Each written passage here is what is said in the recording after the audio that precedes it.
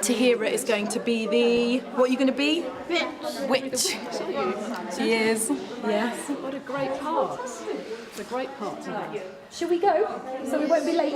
Yeah. Come on then, let's go. Bye-bye, Miss Ogden. Bye. Bye, Nisa. These girls from Mulberry School in the East End of London are off to visit the local primary school to tell a story. Looking forward to being a witch. What noise are you going to make when you laugh? Let's have a practice. 3 of the girls, Anissa, Tahira and Atia, have severe and complex needs and are part of the school's discovery group. The other 3, Lubna, Nusrat and Promi, are learning sign language and have volunteered to help the other girls tell the story. The presence of these girls with severe and complex needs in the school created quite an interesting immediate effect on the rest of the school. I was suddenly getting students coming up to me and saying, my sister has a disability. And suddenly it was something being talked about. It wasn't a guilty secret. It wasn't something that families feel ashamed of. This is the house, the door. But we're not going to the house. Where are we going? We're going to... That way. OK, you're going to lead the way, are you? Yes, we're going down to year 1. Do you remember when you were in Asable's class? We're going to take you down to Asable. Asable remembers you. We'll just go down this way, please. And then we used lots of those girls as experts, so suddenly it becomes a skill and an area of expertise for them. So we're really excited to come and tell you our favourite story today. This is the story of Hansel and Gretel. Once upon a time, there lived a girl called Gretel. Good morning, Gretel. Good morning. Lovely. And her brother, Hansel. Good morning, Hansel. Yeah, ask the narrator then. I'd say like, this is the house. Yeah, this is sweets, chocolates, eat, cupboard. This is slam the door, like that. Learning sign language. One day, the stepmother said to the father, "Go into the woods and leave Hansel and Gretel there. They keep eating my food. Horrible brats." I was the wicked stepmother. I quite enjoyed it, participating with them and, you know, acting out. And I can understand a bit more about them, that what they do. And I think when I'm growing up, maybe I can help them, like, you know, in the future. Hansel and Gretel were listening. They were scared.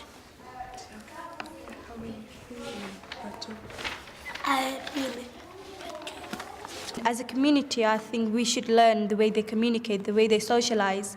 And the fact is that people, some people, they don't take them seriously. They think they're just kids. A little old lady opened the door and said,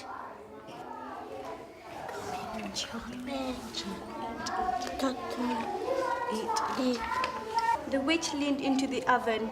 When she had leaned far enough, she pushed the witch right in, then slammed the door. Now it's time for Year 2 to tell their story. Asable's class is going to be telling you a story with some story ingredients in our storytelling box. We're going to go round and we're going to pick 3 things from our storytelling box. I think having Atia in my class and then also having Anissa part-time in my class meant that myself and children knew that not everybody communicated the same way. How can we simplify things to explain it to people like Atia? How can we simplify things to explain it to people like Anissa? And then they would say, how about the opposite? If we were trying to tell, I don't know, Trevor McDonald on the news, how would we explain it to them? One starry night, there was a parrot with a ruler. There was a parrot with a ruler. And the ruler fell down.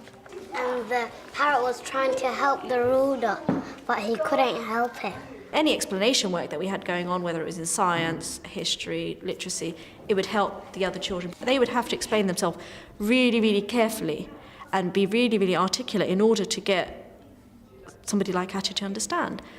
And it kind of eliminated a lot of prejudices. You be the parrot. Go.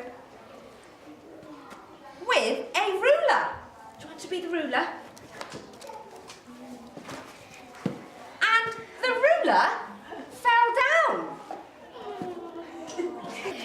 When we put together students with moderate special needs, for example, Lubna, who you saw helping to tell a story, their interactions with Atya, Anisa and Tahira, it actually really helps Lubna to develop her own expressive language skills because she's having to really think about how she's communicating with these girls. They start every day in their form group in morning registration, and that's 20 minutes. So every single day they're part of their whole class. And that's been a real challenge for mainstream teachers because it's such a brand new thing to have girls with severe and complex needs as part of their class. The experience of teaching the Discovery Group has also hugely benefited language development across the curriculum in mainstream classes. Right, okay girls, the whole point of this lesson today is we're going to be learning about these 2 lesson objectives. Hopefully these are 2 questions we'll be able to answer by the end of this lesson. What is fitness, okay, and what has it got to do with the human body? In my role as a SENCO, obviously I play a big role in helping students who have a wide spectrum of needs to develop their speech and language skills. In an average class at Mulberry, you might have 1 statemented child, and then you might have perhaps 5 or 6, possibly more, students who are school action or school action plus. And we keep an individual education plan on every student on the special needs register. More often than not, there's a speech and language focused target. To know science, you've got to obviously be able to speak science confidently. Okay, you've got to be able to speak science well. So all I'm going to do is I'm going to point to the word and I'm going to ask you as a class to repeat it together, okay? Can we just repeat after me, the respiratory system? Respiratory system. Just one more time. Respiratory system. Excellent. Learning these sort of scientific words and moving away from sort of common day colloquial language and using these words with very precise meanings is an important hurdle that these students need to sort of overcome if they want to be successful in their exams and things like that. How do we say that? Respiration. Good. Can we try say this one over here? Muscles. That one there? The one above it, we're beginning with C. That one. Carbon dioxide. Very good, well done. For a teacher like Kishan, he faces lots of challenges in the classroom when he's working with the kind of classes that he has on his timetable. And you really, really, really have to focus on the key words. Never assume that students in that room know the technical vocabulary that you're using as a science teacher. You know, always, always, you have to make sure, check their understanding all the time and never assume that they'll remember. It's all about reinforcing, and that's something I've learned from working with Atya, Tahira, Anisa, Majida and Saima. You know, repetition is an important part for everyone's learning. Hands up if you're the spokesperson today. If you are the chair.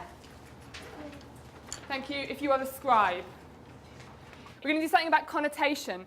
Connotation means association, what you associate with something. So I'm going to show you some colours, and you're going to tell me the connotations of Sally's fantastic because she knows her class really, really well. Victoria Lee is a special needs teacher, and they can together plan strategies for how to get the best talk out of their lessons. Their seating plan, which they come into at the beginning of the lesson, is differentiated. They're all sitting in mixed ability groups. And so Nazmin sits on a table with Bakisa, Nahida and Huda, and there's quite a wide range of ability in that group. And we've chosen yellow because it's the title of the poem today.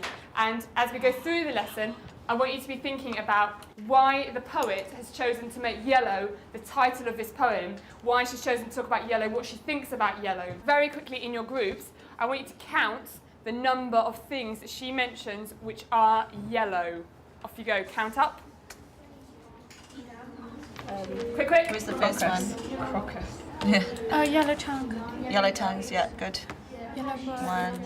1, 2. I feel comfortable in that group. They are nice, they are great, in fact. They give me a chance and they do listen to me, so they show a lot of respect. Nazmin has speech, language and communication difficulties. She also finds it very difficult to read body language or non-verbal communication signals from her peers. Group interaction is quite difficult for her, and the class have had to adapt to her as well as her adapting to them. You are going to move, ladies, into different groups. We're doing this thing that we've done before lots of times, where you answer the questions that are highlighted in the colour that your group is, and then you're going to feed back your answers to your group, yes? What happens during the lesson is that they go off into different differentiated groups. So Nazmin goes to sit with a group of pupils who are at the same ability or a similar ability to her, and Bakisa, Huda and Nahida go and sit with people who are similar ability to them. So have you heard of comrades before? Is it a friend? Yeah, it can be like a friend, yeah. Like someone that's working with you. They answer questions in those groups that are suitable for their ability range, and then they feed back, they move back to sit with their original home group and explain the information that they've just found out. You're processing the information twice, once when you split up with your group and another time when you take it back. So it's helping retain information as well. What happens is that the students that maybe are more confident with receptive and expressive language are supporting those students that aren't. Do you know what that is called? The hedge has its hair cut. Do you know what poetic technique that is? Personification. Brilliant, right, that as well. That's for extra marks. It doesn't actually have a tongue. It tries to talk, but obviously it can't talk. So it's just emphasising that she's lonely. Ah, good. Emphasising. Go and say. When you go further down in the poem, no one's talking to her, so she's trying to actually talk with something that she's, yeah.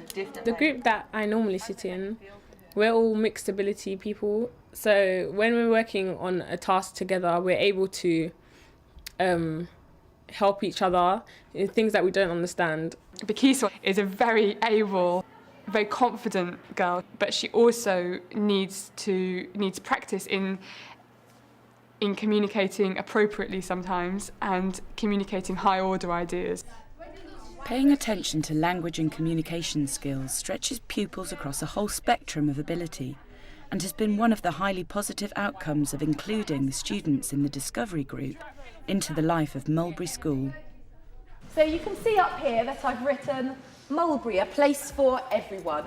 And I've just come back to you today to do a review of how far we've come and where we want to go next. And the most interesting point that I think we've all learned is how similar we all are, just as much as we're all different. Let's hear from Aisha and Tamanna now. They are the buddies of Atia, Anissa and Tahira. Tahira, what I like most about you is that you are so funny and really good at art, as well as really good at sports. You always catch a ball if we throw it at you. I think you are very shy at times, therefore you have to get to know people before you trust them. Aisha and I are learning sign language at the moment, as well as other members of AB. This is really helping. I just want to add that I think AB is a very special form because we treat everyone equally. Thank you very much. Thanks, Aisha and Tamanna. That was really brave of you.